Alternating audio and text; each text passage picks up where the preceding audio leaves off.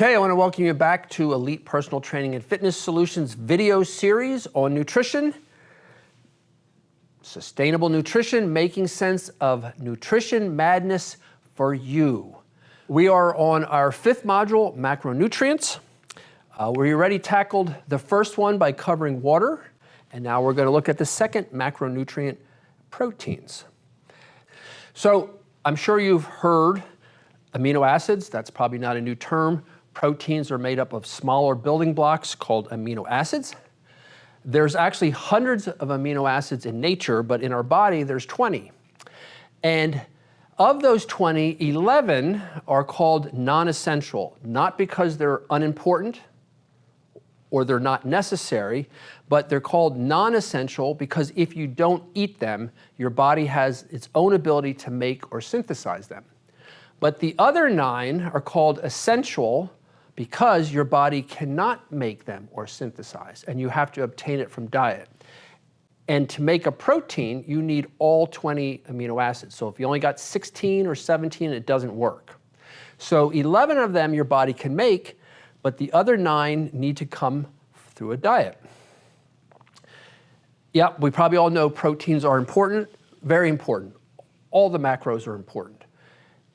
Proteins are necessary for growth and maintenance of body tissues. That's the one we know. I need protein to have protein synthesis to build muscle.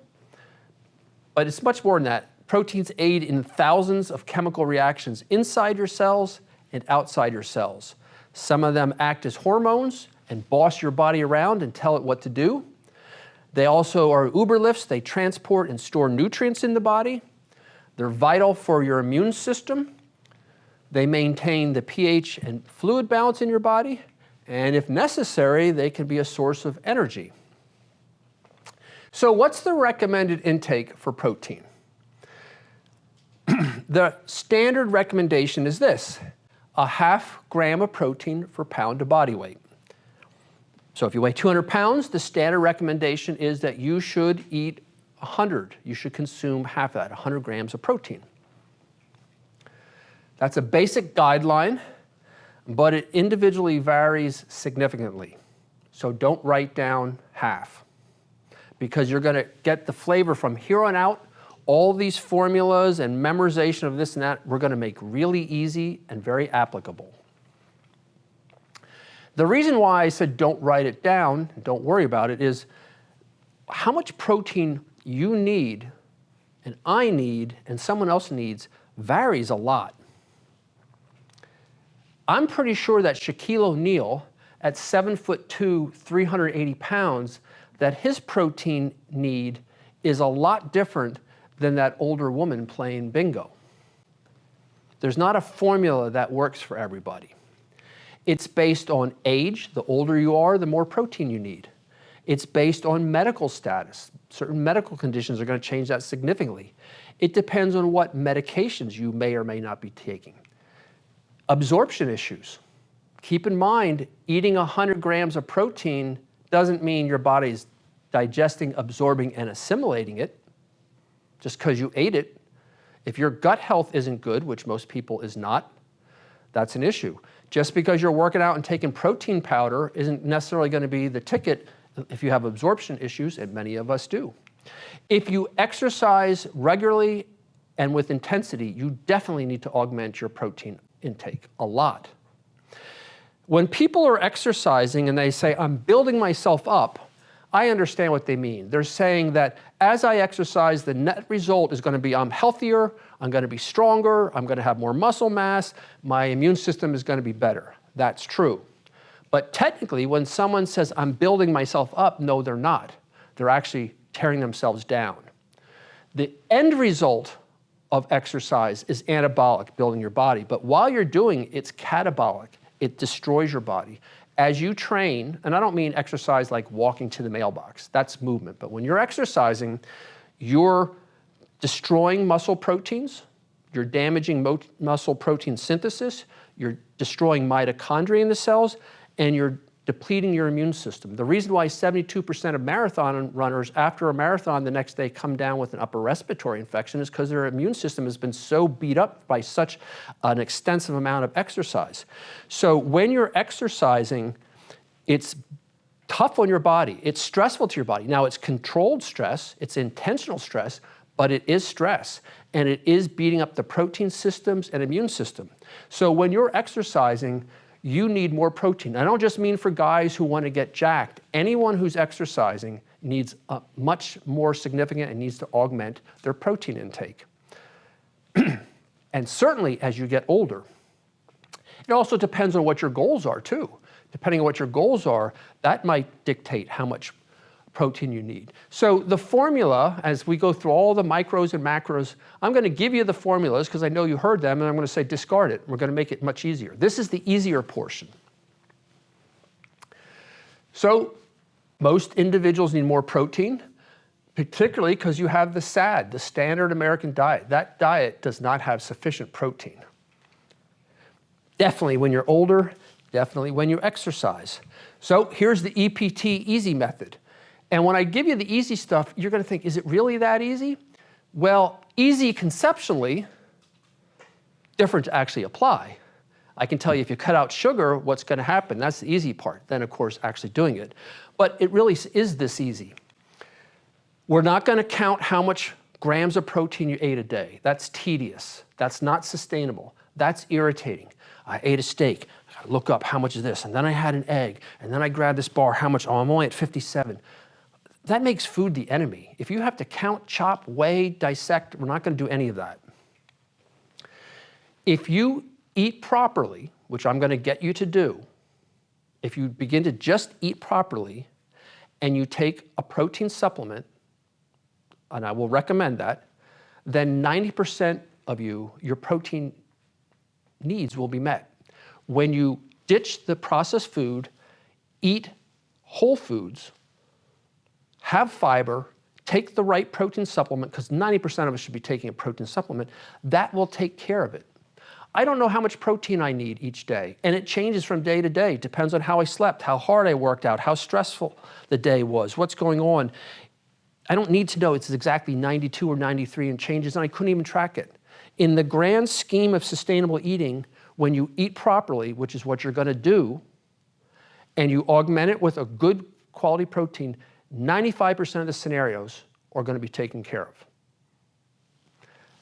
It's that easy. Now, it's how do you get to eating properly? That's a different story.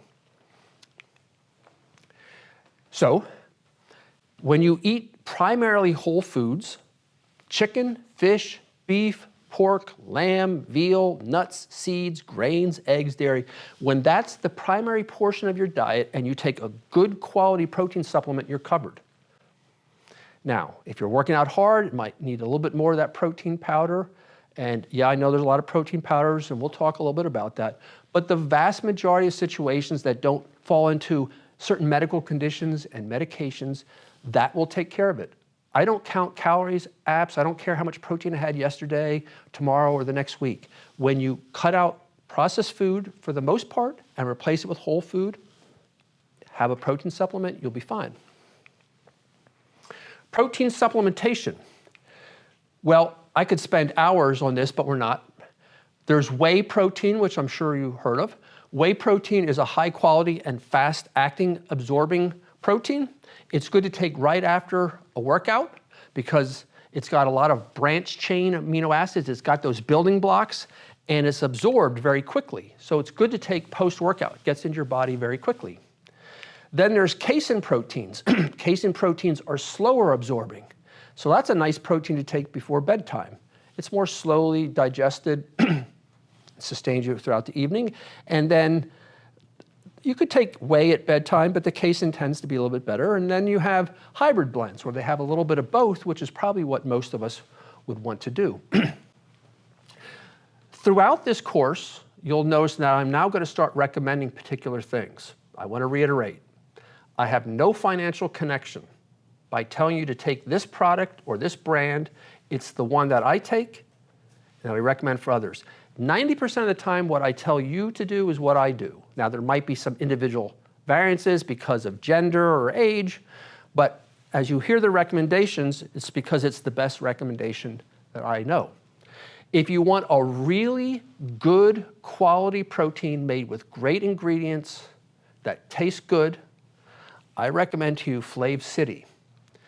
Flav City is protein smoothies. I get it, beauty's in the eyes of the beholder, taste is in the eyes of the beholder, but it tastes pretty darn good. And you know what? It's hard to recommend something that tastes good and is healthy. It's easy to recommend something that's healthy that tastes like crap, and it's easy to recommend something that tastes good that's not healthy. Have a Snickers bar. It's hard to find stuff that's pretty decent tasting. Flav City, there's a guy, he's an influencer. His name is Bob. He talks about nutrition and stuff. I don't know what his background is. I'm not supporting him or not supporting him, but I can tell you that his product, the protein smoothie, I take it, I recommend it. I find it to be delicious. I've never had anyone say it's gross. High quality protein and a lot of other stuff. So if you're looking for a really good high quality without artificial flavors, without natural flavors, which aren't very good either, without a lot of garbage, just really good quality and good taste, nailed it. A lot of different flavors. In fact, I keep looking at the ingredients and think, man, this tastes good. Like there's gotta, what am I missing here? There's gotta be like somewhere they snuck in good stuff. And I'm gonna be doing this from here on out. I don't wanna just say get a good protein supplement, because you will think, well, what is that?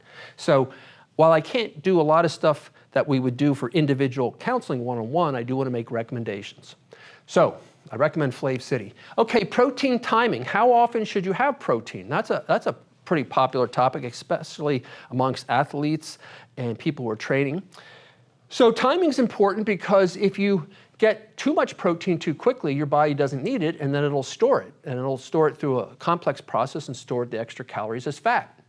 If you don't get protein often enough, your body finds it stressful, and then it starts going through some stressful events in your body because it's thinking, I'm not getting protein. By the way, that's one of the reasons why intermittent fasting is bad, bad, bad. Your body needs nutrition throughout the day, and when you have these long periods of time where they tell you that's good for your body to not get food. No, it's not. And they say that your digestive system needs a rest. No, it doesn't. It's designed to work all the time. It's like saying your heart needs a rest or your respiratory system needs a rest. No, it doesn't. You breathe all the time. If your respiratory gets a rest, you're gonna die. Your digestive system doesn't need days off. It just needs good, healthy food.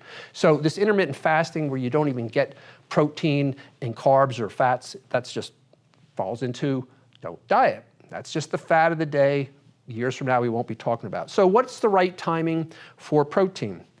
And again, it varies from person to person, but in general, there's a lot of research that comes out about every 3 hours is ideal. Waiting longer than that, your body starts craving protein because it needs protein for protein synthesis, and it starts getting stressed and starts becoming a little bit dysfunctional. Getting a lot of protein prior to that isn't really necessary unless you've trained hard, unless you're training and you up the intake at the time. But in general, about every 3 hours is what you need.